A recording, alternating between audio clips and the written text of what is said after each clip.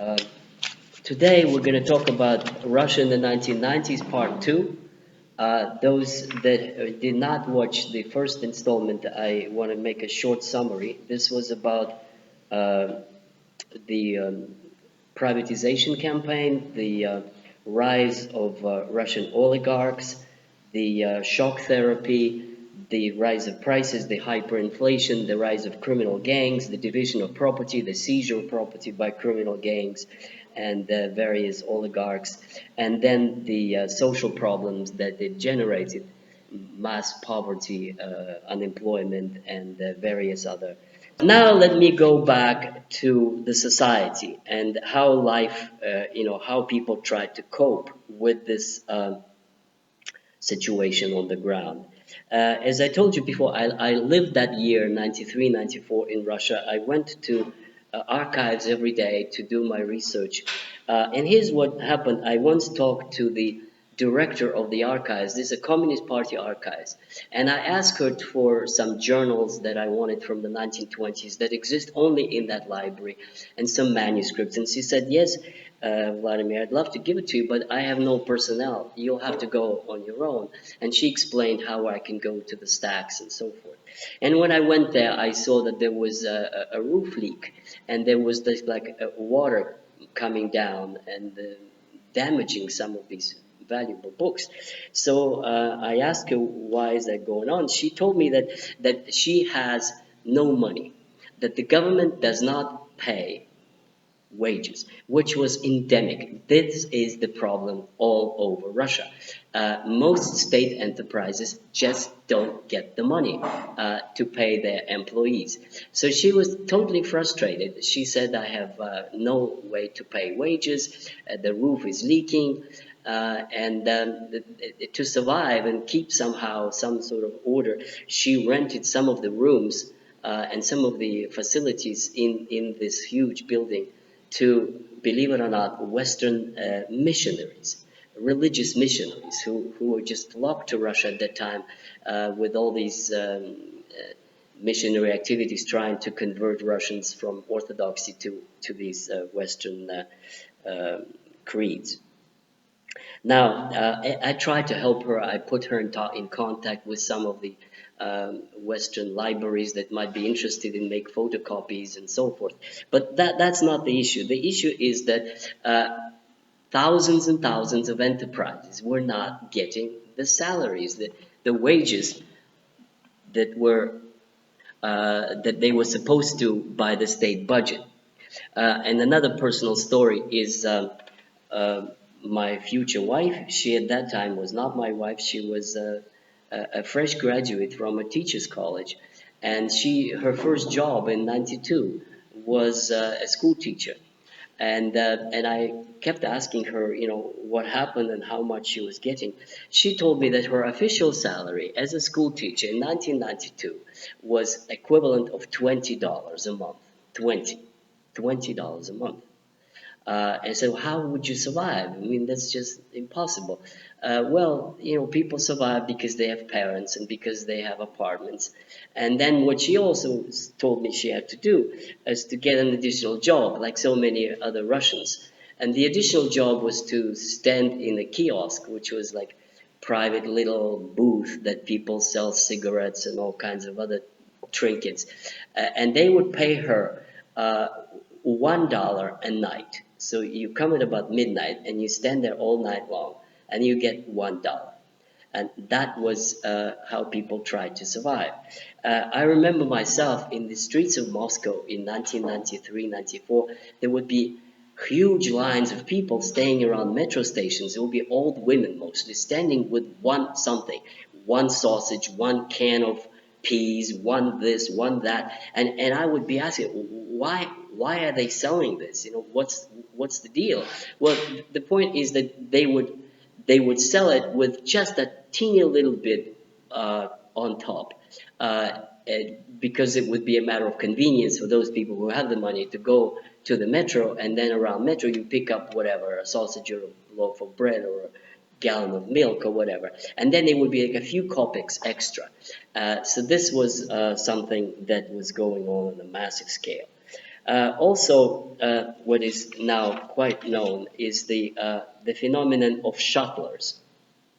The shuttlers are people who go to Turkey, and there were tens of thousands of those who would use the cheap flights to Turkey, and they would go to Constantinople to the Grand Bazaar and buy all kinds of stuff real cheap, and then bring it to Russia in suitcases, and then start selling.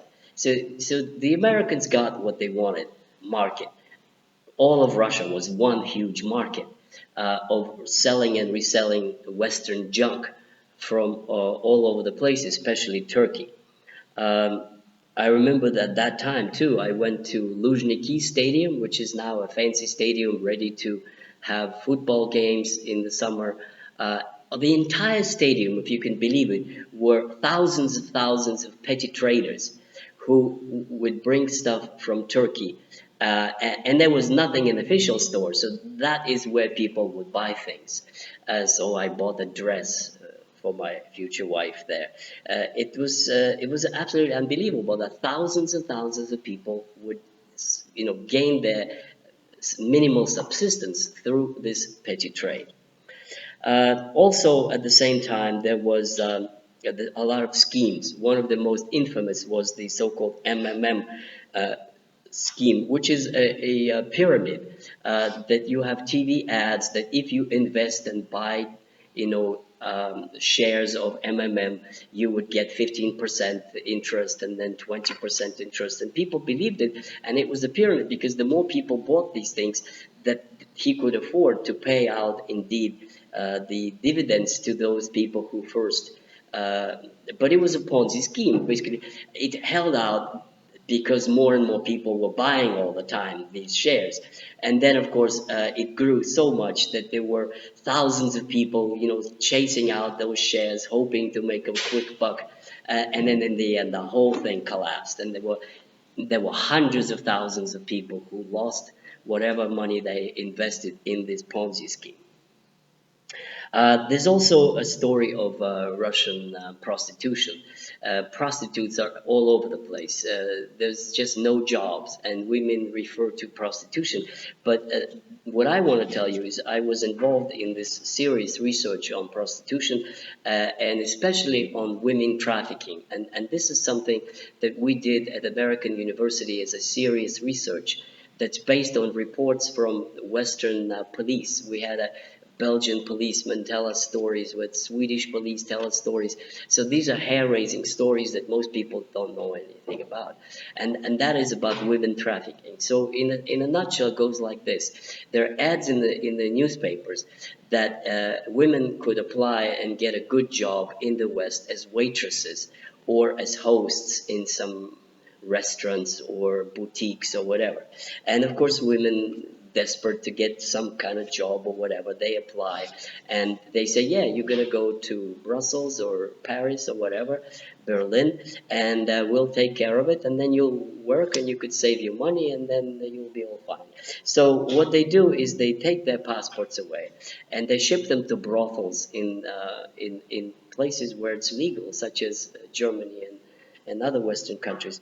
And essentially they make slaves out of it. They make Russian women as sex slaves. And they have no way to escape. They're abused, they're beaten, they're raped, they're sold to whoever. And that was going on a massive scale. I mean, there was like, this is from the police stories that we heard in our research center. It was absolutely hair-raising. And then that moved, all kinds of organizations, women organizations in Western Europe to start doing something about it, to raise public awareness, to try to help these women escape and so forth. But this is the reality of market capitalism. You have slavery, you have prostitution, you have murder, you have bandit gangs, you have police that is in cahoots with the gangs. And let me just tell you one other personal story. Everywhere in Russia in those days, you had currency exchanges. So just on every corner, currency exchange, currency exchange, currency exchange. So one time I was ripped off by one of these currency exchanges because you had to change it little by little because the exchange rate vary all the time, and the longer you wait, the better. So you change a little bit at a time to get the best rate. So I one day I stopped at the Moscow metro station where I usually change currency, and where I was ripped off, and I started to watch. I just stood there in the crowd and watched. What I saw was that the mechanism of ripping off was going on all the time. The way it works is they offer a little better rate, and then people come and do it, and then they rip them off and they give them less, or they give them fake money or whatever. And then people discover it and go to the policeman, who is right there. And the policeman says, "Do you have a permission to change currency? Where are your IDs? Write an application. Let's go to the police station." And then people give up and leave. And the police was a part of the gang. I mean, he was in cahoots with the rip-off artists. So that's what's going on. And this is only one innocent episode. There are stories and warnings by various organizations how the St. Petersburg police was really, really tough on foreigners, and they would use any opportunity to rip off the old foreigners and impose fines, and they would set them up in fake prostitutes, and they would make pictures and then blackmail them. There were horror stories all the time and then there were even more horror stories about people taking a night train from St. Petersburg to Moscow, and then they would put gas underneath the door, and you would fall asleep, and then the conductor would open the compartment and rob you of all your possessions, and you wake up the next day, and then you have nothing, or your valuables were stolen. So these horror stories are just a few of the examples of what Russia went through. So there's hopelessness, decay, crime, corruption, ruthless capitalism, worse than any time in Russian history since the times of Stalin. Finally, I know it takes a long time, but I must finish and tell you that despite all this, this is the period of incredibly rich Russian culture. And this is a kind of a contradiction for some, but it is at the bad times that culture actually thrives, like it was in Weimar Germany, like it was in the Russian avant-garde during the revolution and the 1920s. So absolutely fantastic. Again, I was there, I saw it myself. Well, very briefly, what does that mean? First of all, this incredible Russian theater. Uh, it's hard to believe, but in most Western countries, you don't have really theaters. You have Comédie Française and a few others in Paris. You have musicals in London. You have one drama theater in Boston, Repertoire Theater, one drama theater in Washington, the Arena Stage that I've been to. Or in Russia, you have 20 or 30 drama theaters that have productions that change every single day. Their repertoire changes all the time. It's absolutely incredible theater life. Now, what happens, there's new stuff that is done in the theaters. I went to theaters all the time, like as much as I could. The tickets were cheap and it's a great pleasure. They started producing things that were not allowed under Soviet times, and this was like a great liberation. One time I went to an opera that was not really an opera, but it had some music in it about Lenin, and it made a parody out of Lenin. It was absolutely unbelievable that it was a play ridiculing the leader of the communist revolution, and made total fun of him, and with his ridiculous accent and with ridiculous presumptions of the world revolutionary that he was absolutely fantastic. Then there was this many beautiful. I mean, I cannot even list all of the wonderful plays that were going on, but give you one example. There was a great new popular Ukrainian Russian regisseur, producer, Fiktuk, who became extraordinarily popular, and he made all kinds of new plays about new things. But one play that I went that struck me was totally new and unheard of before. It was a play about an Afghan war veteran, a Russian guy who is sitting at home in his apartment. Nobody's helping him. He's got no legs, and then little by little, a friend becomes to visit him to help him out, and then the taboo of the taboos is broken, and the story is that they discover homosexual love. between the two men. I mean, unheard of. These kinds of things were a total taboo in Soviet times, and now you have a play about it that made big splur, big sensation, and then a public conversation about the veterans and about the gays and about the injustices and so on. Also, there was a great new play about the Fiddler on the Roof. This is about the Jews in Russia and about pogroms. And it was about, I mean, like the audience is sitting there and they see how the Cossacks are going on a pogrom against the Jews in Moscow, in the contemporary theater. That was again a taboo. And Leonov, one of my favorite actors, he was playing Tedya, the main character in The Fiddler on the Roof. So these are just a few examples of absolutely incredible artistic renaissance. The great Soviet culture turned into great Russian culture. And then there was music, and then there was Pugacheva songs that just hit all Russian women to this tears when they heard those songs. Then there was, like in Berlin, a lot of political satire. There was a very popular show that was called Kukli, which means dolls, and it was the most popular one where people were making fun of Yeltsin, and they were like dolls, but they looked like Yeltsin and other people around him, and people were ridiculing Yeltsin with his drunken accent, with all kinds of things. There was real political satire that reappeared in Russia that could never have existed in Soviet times. So. There was university reforms. There were the Jews reappeared with their schools, with their religious education. There were new schools that could be opened by enterprising individuals, gymnasia and Jewish schools and Tatar schools, all kinds of things. In other words, I want you to have this bleak picture of Russia in the 1990s, kind of seen in the perspective that at the same time it was a period of incredible renaissance in Russian art and culture.